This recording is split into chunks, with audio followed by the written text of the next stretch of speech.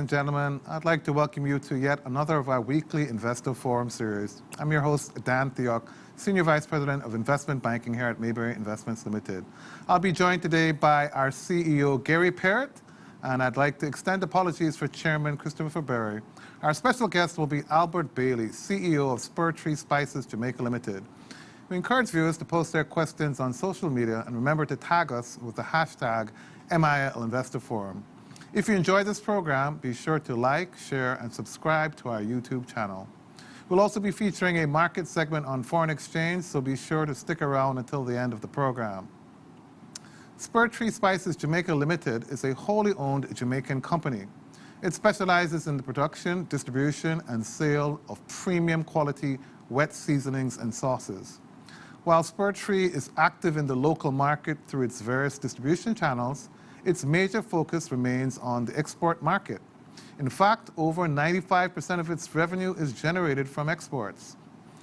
Spur was conceived to satisfy the need in the food service industry for the all-in-one seasonings that offer consistent quality and authentic Jamaican flavors.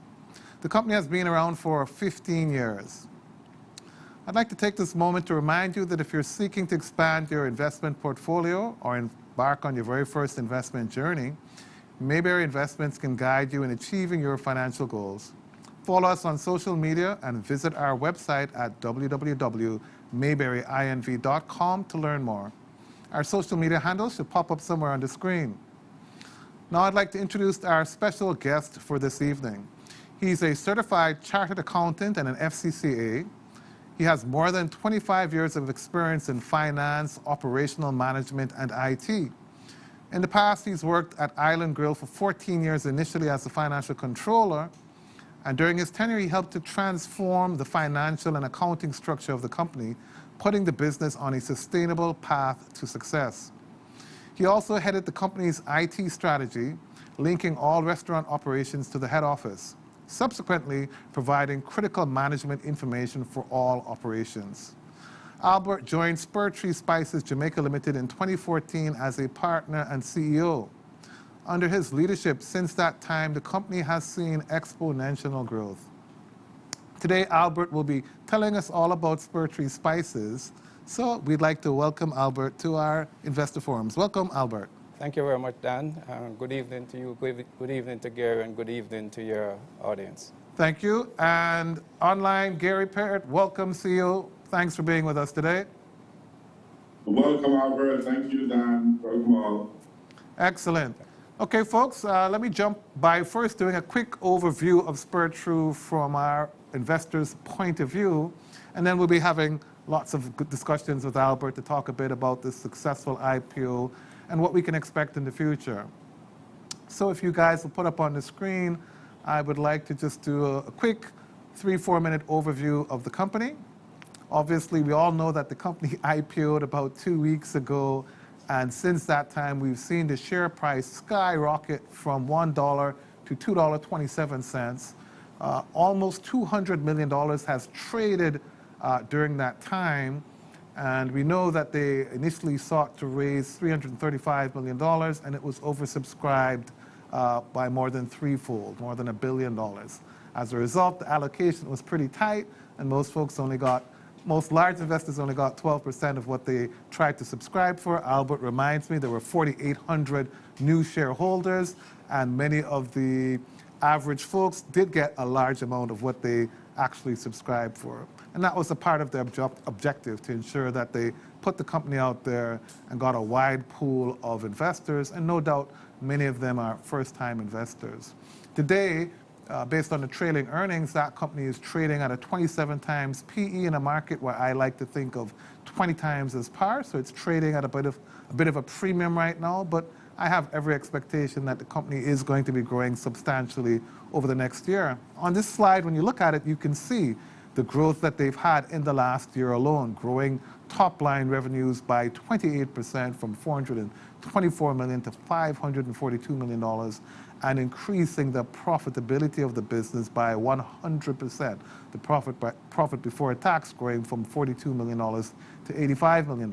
So I don't think they will have much of a challenge growing this profitability by 35-40% in the next year coming. And so at $2.27, I think the market's already pricing the business at the expected growth. And no doubt we look forward, Albert, to the upcoming quarters and the next year to your financial performance to see if you will live up to expectations, which I have no doubt you will do. On the next slide, this shows the 5-year financial performance of the company, and it's been a great journey. Again, the combined average annual growth rate in the profit is just really impressive, over 25% CAGR over the last 4 years. And again, this is why I think growing their profitability by 35% in the upcoming year will not be a challenge. And finally, on the next slide, we just want to show a graphical look of the profitability of the business. And you can really see in the last year how that profit has jumped.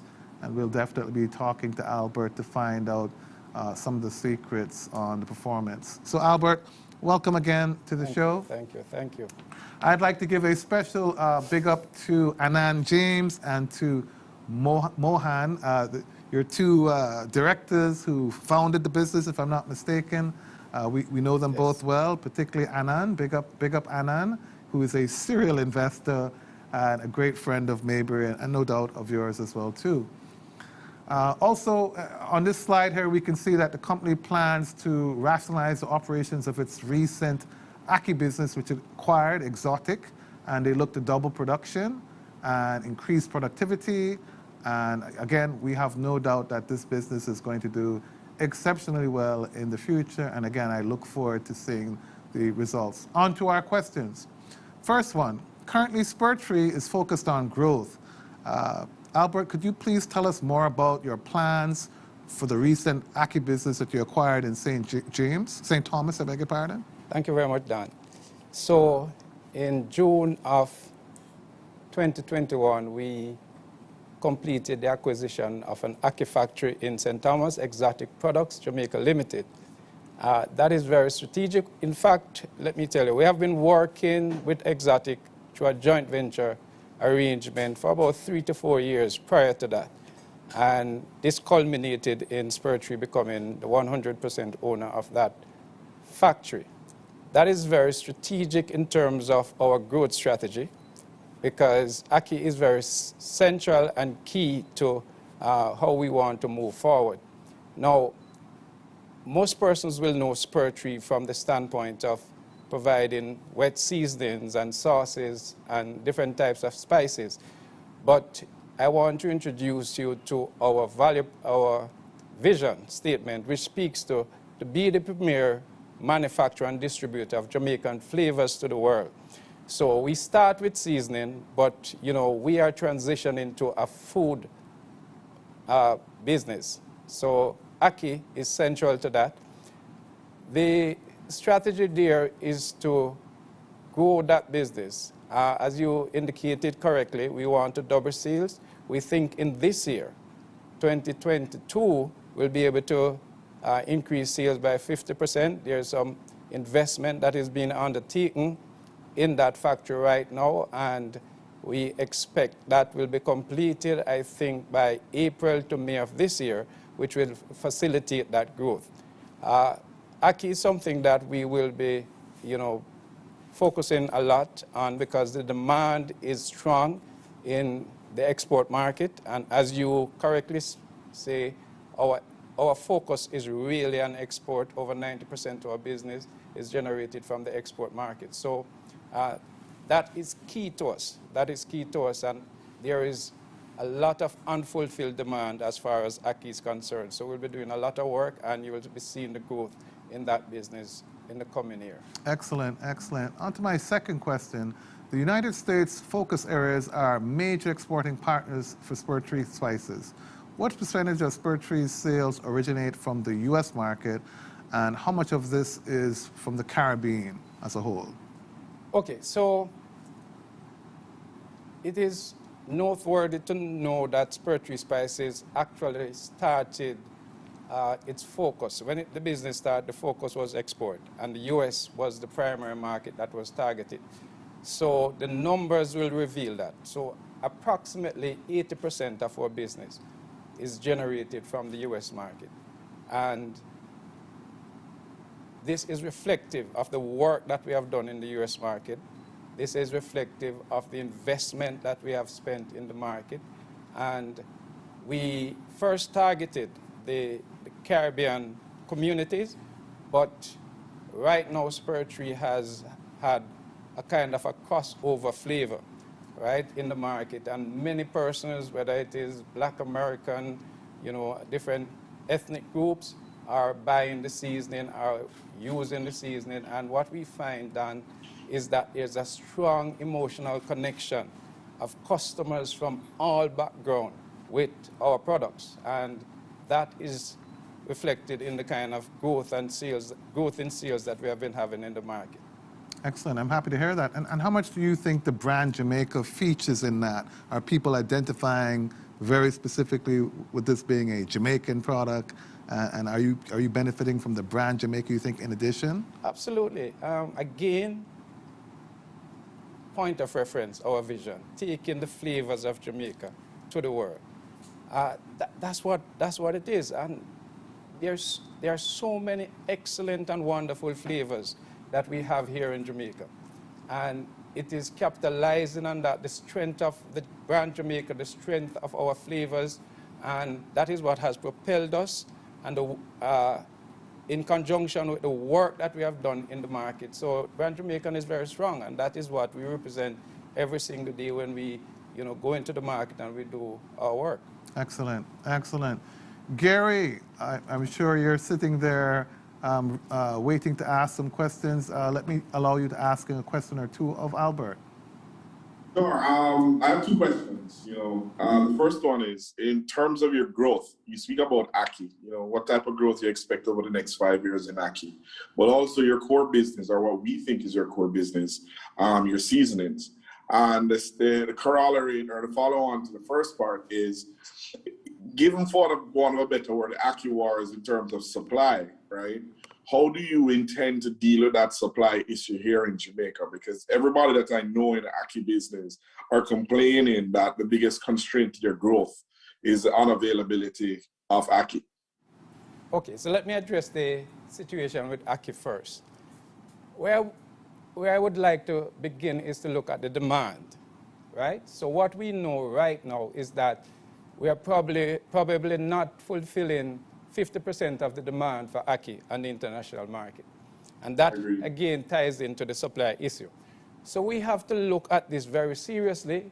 There is plans afoot to begin to really develop ackee farms, and that is something that has to be addressed. Nobody has really invested in this significantly. As a business, this is something that we are looking at. This is something that our plans are based on, and that will be implemented. In fact, we have started some work in this regard, and that is something that we'll be accelerating as we accelerate the production, the increase in our production of ackee. On to the second question with regards to our core product. Right now our core products are seasoning and sauces. And I will say this to everybody. 90% of the sales is coming from export and 80% from the US market. But we have not even tapped into any significant portion of that market, right? So we have plans afoot, although we have spoken about ackee being very strategic, we have plans afoot to expand our distribution reach. Because the problem that we are having right now is that customers are saying to us, I cannot find your product. So we know that there is pent-up demand for our products in these markets. And so we're in discussion with some significant players to expand the distribution channels so that we can get our products to more people. Sounds good to me. And if I'm not mistaken, your IPO and the partner who helped you get to where you are maybe big in the food business themselves. Third question for me, what strategy does the company intend to use to expand its distribution production into the States a bit more? So tell us a little bit about how you plan to make that happen. Repeat that for me. What steps are you going to take to expand your distribution? We just want to Okay. understand a little bit more about the Okay, steps so, and the strategy. All right, so we first concentrated in what you call the eastern seaboard of the United States, going down to Florida. So Right. that's where our big concentration is right now. So we are actually having discussions with brokers and with other distributors to get into other areas. We just came out of our planning session. In fact, we had a board meeting this morning Yes. at which we presented our plans for 2022, and I would say they are pretty aggressive plans, but we think achievable based on the work that we have done already and the plans that we are putting in place. So we're in discussions with a number of persons and distributors to take the products to areas that we are not, where we do not have established distribution opportunities right now. However, a part of our growth strategy is also to expand in the existing markets, and that is very key because there are additional products that are complementary to the products that we now offer that customers are asking, why are you not carrying this and why are you not carrying that? We have always been careful to add products to the line because we want to make sure that we are true to the brand equity and who we are as a company. But there are certain products that we have identified that will be adding very shortly to the line that we know that there will be significant demand for those products. Right, I'm sold. I see the growth.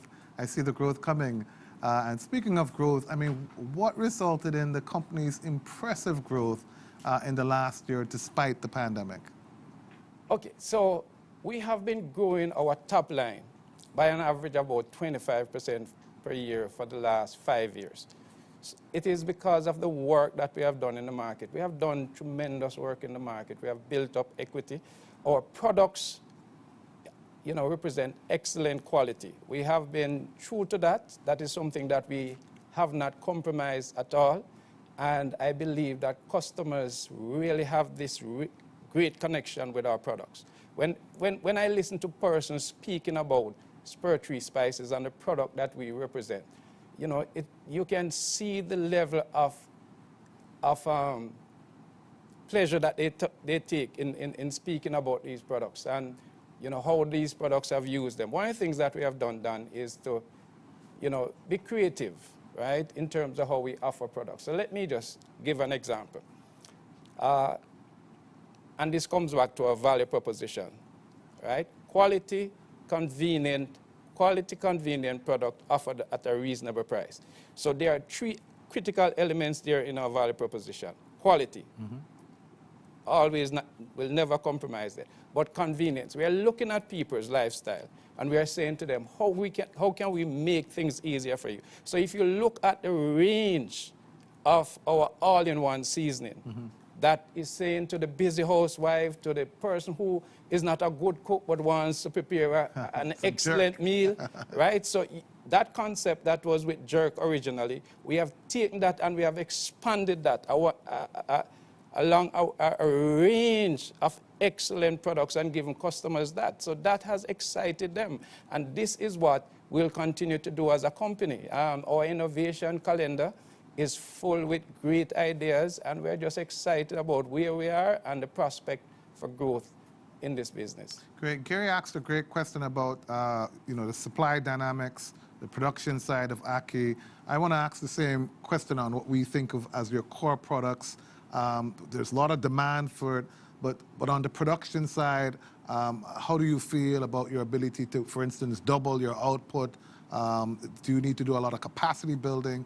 How are you operating? What's going on in the factory side of the business? Are you ready for the doubling of your output, and what's that going to take? Very good question. This is something that we have been working at over the years, and gradually we have built capacity in the business. We now operate from Garmex at factory, at Factories Corporation, Garmex at Marcus Garvey Drive. Right. And we have a 20,000 square foot production facility there, factory.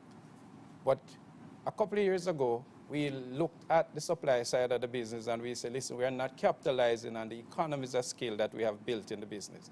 So we went ahead and we rented an additional space of 15,000 square feet, right, for storage, right? So because we wanted to secure the supply side.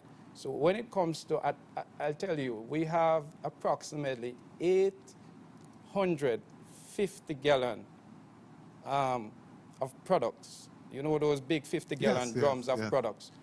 They are stored that will be used in the future. They are pre-processed and held that will be used in the future. Plus, we have, you know, the biggest challenge that you have in the market now is the logistic issues coming out of the shipping situation.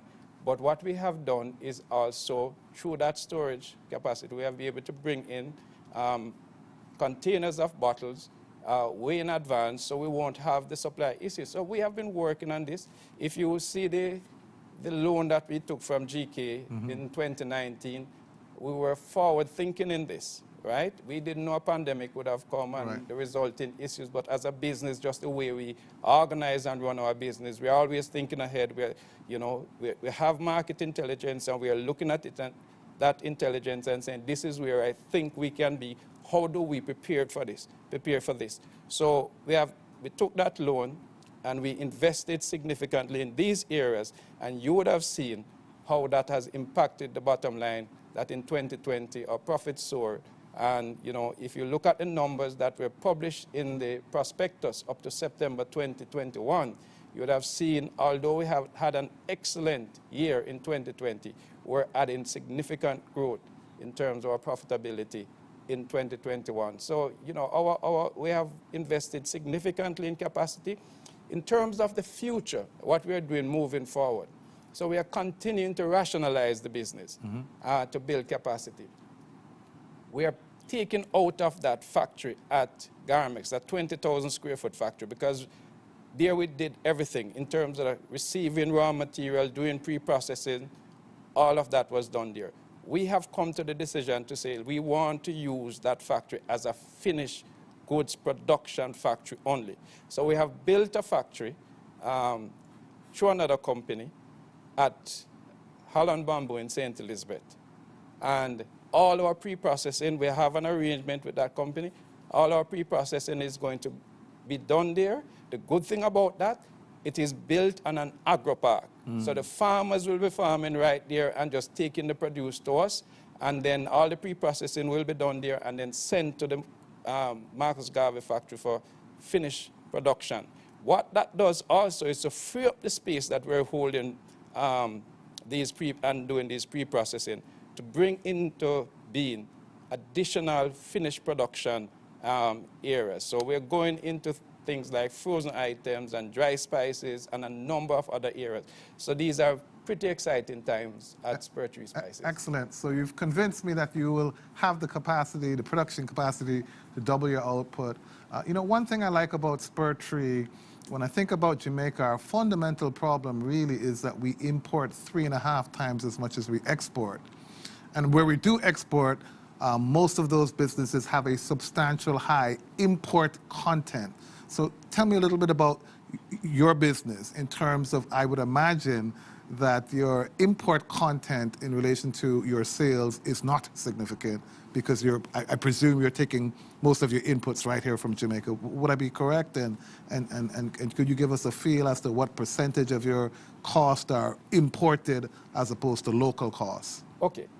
So way back, we decided that as a company, we are going to support the local industry, especially local manufacturing industry, because we are manufacturers too.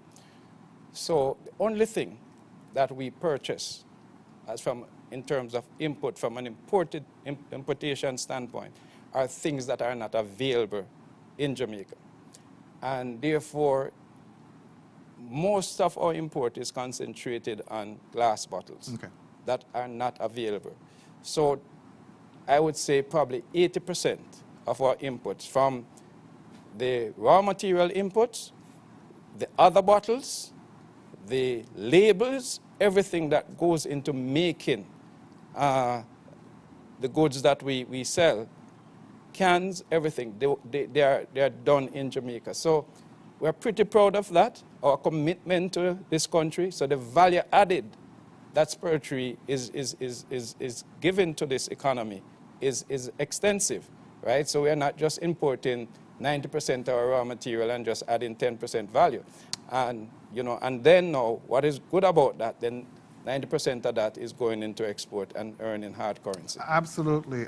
And now you've made available to local investors the ability to participate in the profits of the business. I really like it. We need to have more export-oriented businesses like Spur Tree coming to the stock market so that regular folks can share in the growth and development of that business, which ultimately augurs well for the development of Jamaica land we love. Gary, I'm sure you have at least one more question that you'd like to ask of Albert. Yes, mine is more of a financial nature, Albert. You know, with all the exciting growth potential and prospects that you've spoken to, why would you pay down your existing debt? I mean, I would have thought that you'd have had so many projects that you would need capital to finance those projects. Good question, Gary. I say this to persons that what we have built has not come with a lot of what we call capital injection, right? We are not deep pocket persons. And in fact, when we took that $100 million loan, it was not, the net effect wasn't $100 million because we had, I think, a $30 or $40 million loan at the time, so we consolidated that. And if you see how we have used that and how the profit, that was in 2019, and how the profit jumped in 2020 and subsequently based on the September numbers in 2021. So what we have done is invested wisely. The funds that will become available to us after we have liquidated the debt will be significant in terms of the current projects that we have on the table. And therefore, we might have to go back to look at investment capital at some point in time, but we believe for this year and at this point in time, we have sufficient capital to do to carry out the projects that we are undertaking. Well, my question is really a backhanded comment to say, why not add more projects so that you don't have to pay down the debt? Because what was the cost of the debt you're paying out? Or you plan to pay out? It was a little higher than we wanted it to be. It was at about 9%. Yeah, but your company is growing, your profits are growing at 30 to 50%. So that incremental or marginal cost of financing is neither here nor there. Because if you could use that 100 million in these other projects, you're going to be making 50 million on it. You know, so paying 9 million in interest expense is fine. You know, the key point is these opportunities aren't around forever, you know, and, you know, why not take advantage of them and invest in them now, as opposed to pay off the loan and then, you know, go back maybe later this year? Well, there might be opportunities based on the nature of how that loan was set up, though, right? And the conditions that were attached to it, then yes. it was conditional that it would be liquidated from the IPO, right? So that was there. The other thing is that we might also look at different financing options that is not as expensive. There are a lot of options that have opened to us now, given that, you know, we have come to market. So we're looking at options. But as I said before, the projects that we really want to execute now, the funds are on the table to execute those, and we will look at other projects as we complete these. But the loan was conditional upon repayment, conversion, because it's not really repayment, it's conversion. Out of the IPO. Out of the IPO. Yes, yes, yes. So GK did a very good deal, I think, for themselves, Gary, and it reflects itself in the very attractive pricing at IPOs, is how I will say it. And we look forward to further expansion and growth. And I think we hear Albert saying that if they need to bring down additional debt to grow the business, it's not something that you're going to be afraid of. Right. Tell me, Albert, how is the development of Spur Tree's frozen brand, which was announced in 2020, been coming along? Okay, so a part of what I spoke to earlier about converting this entire space we have at Garmex, the 20,000 square foot. A part of that is the frozen division. From 2020, we have put in place certain infrastructure with regards to that, but because of the pandemic, right? And one of the things we understand and know is that in order to gain the kind of traction that is necessary when you introduce new items to the market, you need to be underground in the market. So we have held back on that a little bit. In fact, my distributor for the Eastern Seaboard is on my case. When is this coming? Because he has just expanded his frozen capacity. In fact, double his frozen capacity. So he's just sitting there waiting for us to send some, nice Jamaican breadfruit and other frozen items to him. So this is something that we will be expediting now as we rationalize the operation at Garmex. Excellent. Look forward to it. And does the company produce for other brands? Yes, we do. We have always done that for other brands. We do for brands locally, and we do for brands in the United States. So that's something that we do. We don't do it on a very large scale because one of the things that we want to do is to make sure most of that capacity is used up to support the growth that Spur has. So that's priority for us, but we will look at every opportunity that comes on the table, and if it is justifiable, we will do it. But we want to ensure that it doesn't negatively impact on the growth of Spur Spices. Core products. Excellent. And then last question for me personally, when we hear the name Spur Spices, you think of a very small, limited, product line, maybe 5 or 6 different types of hot pepper and this. So far, I've heard about frozen products. We've heard about ackee. We've heard about breadfruit. I mean, how extensive is the line of products that you're offering, and how should we think about potential for new products going forward and growth? Well, as I indicated before, we started with spices and sauces. Yeah. But our intention has always been to become a full-blown food company. And we are well on the way to doing that. If you look at our prospectus, you would have seen the wide range of products we now carry that are non-seasoning products. We have juices, just festival mix, a lot of other complementary products that really fit with the brand and what we're trying to build. And this year, we have some great innovative ideas on the table.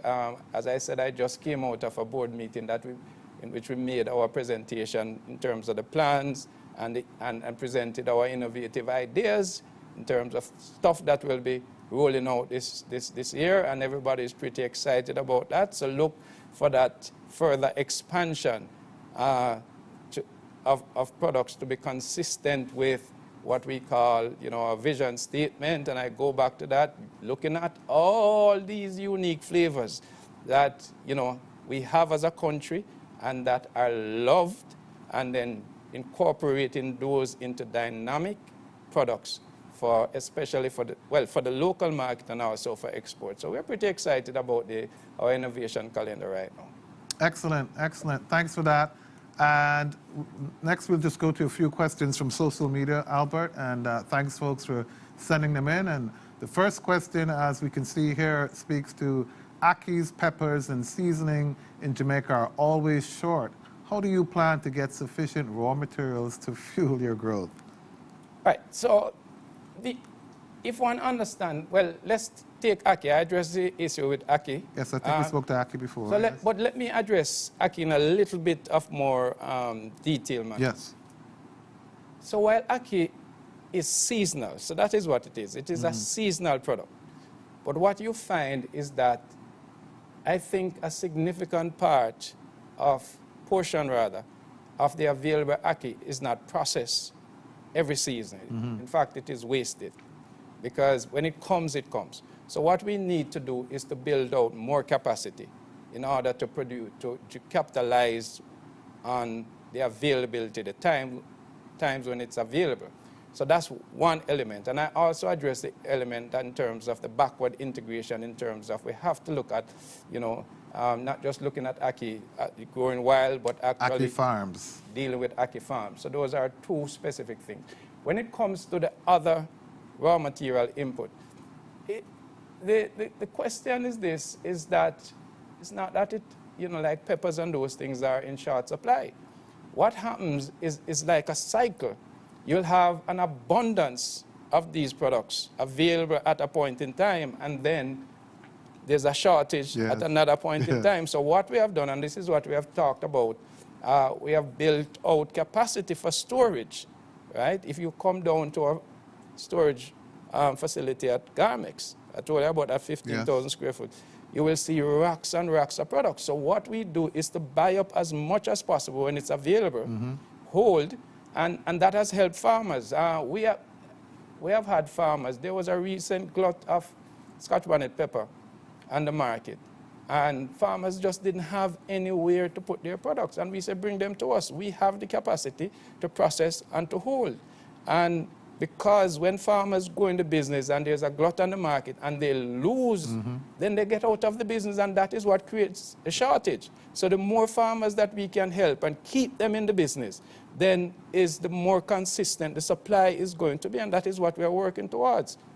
Excellent. It makes great sense to me, and again, shows the importance of agro-processing. So again, good going there. And the second question we have here that we have time for, and again, sorry guys for the other questions, is are they comfortable with the volume of supply of local input in materials? So it's really a follow-up question, and I think I've heard you say you're comfortable, and I think a bit of what you're doing will help counter the typical bang and bust that we typically have in agriculture. And so I'm excited about what you have to do.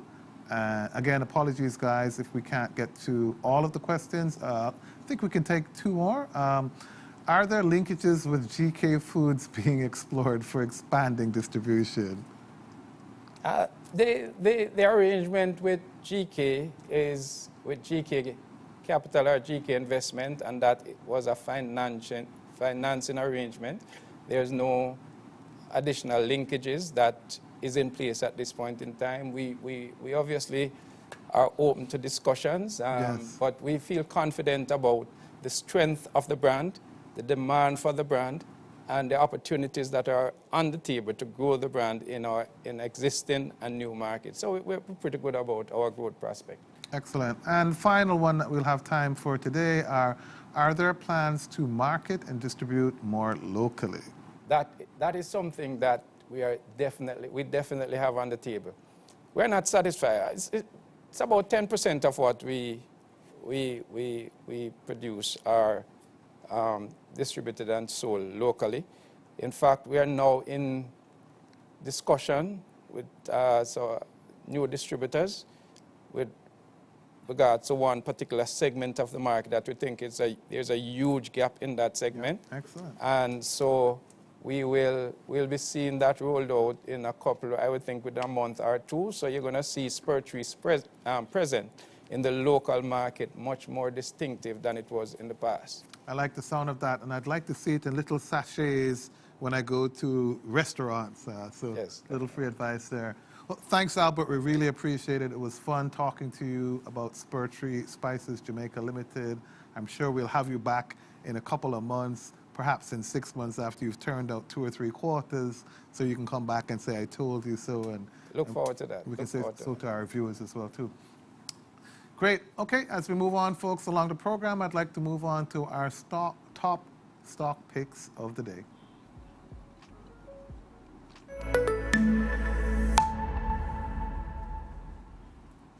Good. First up is Fontana Jamaica Limited, our favorite pharmacy slash department store, because they're much more than a pharmacy today.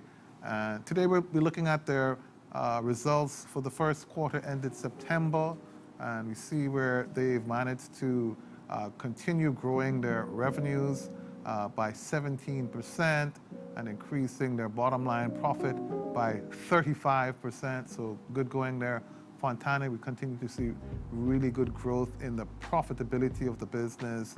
And bear in mind, this first quarter with a $61 million profit is in fact going to be their least profitable quarter of the year. So first quarter is usually a slow quarter for them, but still it's 35% higher than the prior year, the same period last year. Next slide.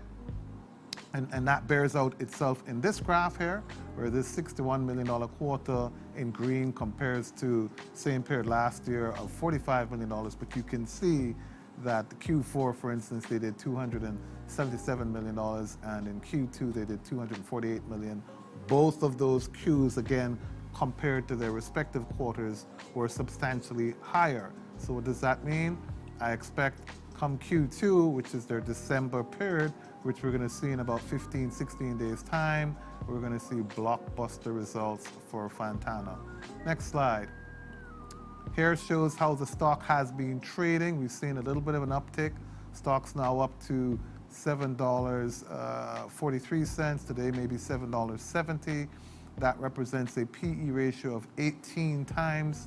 In a junior market where I like to think of 20 times as being benchmark or average, what's different about Fontana is they're demonstrating their ability to grow the bottom line. We've seen the quarters with a 35% uptick. I expect that trend to continue. In fact, I expect a lot more because they've announced expansion in Portmore, and we saw how the expansion at Trafalgar has helped effectively grow their profits by 50% over the last 18 months. And I can't help but think that when they expand over in Portmore, that we'll see similar 35 to 50% growth in profitability. And for that reason, this stock is definitely one of my favorites. Okay, moving on to our next recommendation for the day. I think it's going to be my number one pick in the main market, and that's JMB. So JMB Group, want to look at the results for the 6 months ended September 2021. So again, we're expecting December results to come out in about 2 weeks' time. But look at this, they've grown their top line revenues by 24% this half year over the same period in 2020. And that has translated into 120% growth in their profitability. So that's just flowing right down to the profitability, growing the profit from $2.3 billion to $5.1 billion, which now represents an EPS of $2.62 for that 6-month period. We're also seeing 30% growth in shareholders' equity from approximately $50 billion to a whopping $64.7 billion. So very impressive, good going there, Keith and team. Next slide. When we look at the quarterly performance, again, you can see it's just a blockbuster quarter that they had, $3.4 billion, which compares favorably to same quarter in the previous period where they did $1.5 billion, actually substantial growth there. And again, I'm going to predict in their December quarter, which is their third quarter, that we'll continue to see very, very strong growth from JMB. So it's a great company, definitely going places. And so for this reason, on the next slide, when we look at the PE ratio, you'll see why it's my absolute favorite. So look at that. Even at a price of approximately $39, because of the trailing earnings, it's having a PE of 7.36 times. So in the main market, I like to think of our average PE or benchmark as being 14 times. Can somebody tell me why JMB is trading at a 90% discount to the average PE on the market? Makes no sense to me. And so I am going to predict boldly over the next 12 to 18 months, we're going to see this stock price increase. We're going to see earnings grow a bit more as well too. And you're going to see a minimum 50% increase in the stock price of JMB over the next 12 to 18 months, and potentially 100% growth over the next 24 months. Remember, you heard it here first. This is a company that when they rose, when they had their capital raised 24 months ago. They had no difficulty raising $12 billion at $38. And here we are 24 months later. They've done very well through the pandemic. Profitability is kicking like Vandam, and the stock's still hanging in the $38 space. It's peaked at $54 in the last 24 months, and you're going to see it at $54 very soon. I promise you guys, this is a great one to buy. Trades with great liquidity, so for the big pension funds, you'll have no difficulty buying 40, 50, $60 million worth of JMB, and you should do so before the stock price starts to correct.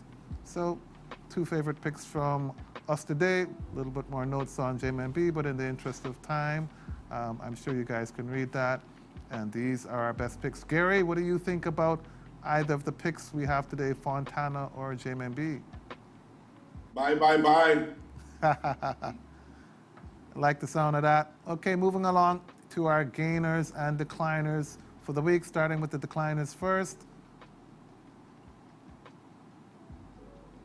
We have JSC down 12%, CAC down approximately 9%, 138 Student Living down 8.7%, SRF JMD down 8%, and iCreate down 8%.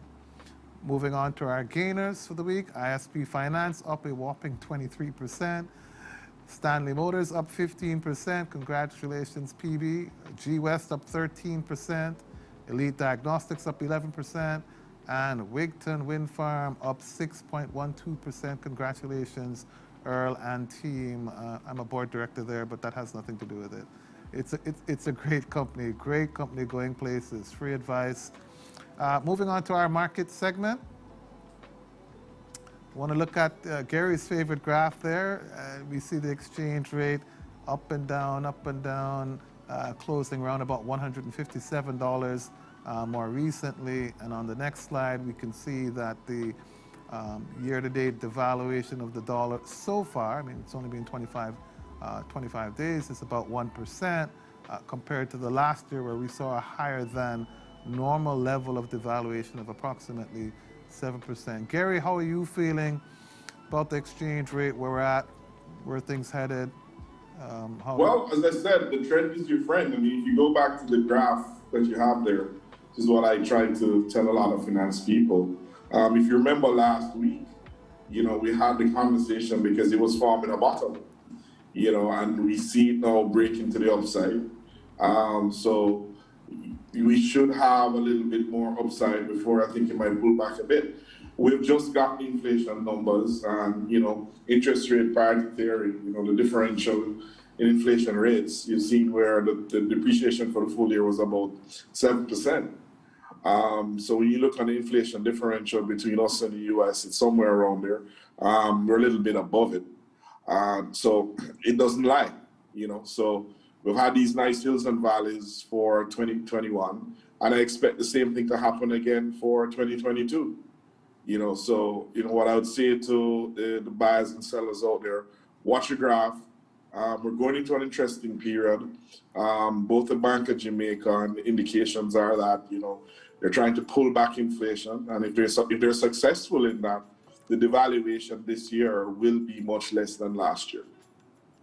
I'm inclined to agree. And I think this year is going to be a great year for the capital markets. We've seen a lot of clients refinancing their US dollar debt into Jamaican dollar debt because there's just so much liquidity out there.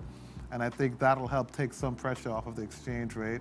We see tourism coming back big time, and I think this next quarter is going to be pretty strong. We've had some disruptions because of the Omicron variant of the virus, but I personally think that we're going to also see the impact of that pandemic fading away, and we can see in places like the UK and the US, they're pretty much getting back to business as usual. And I'm going to predict that by the summer we'll also have to get back to business as usual.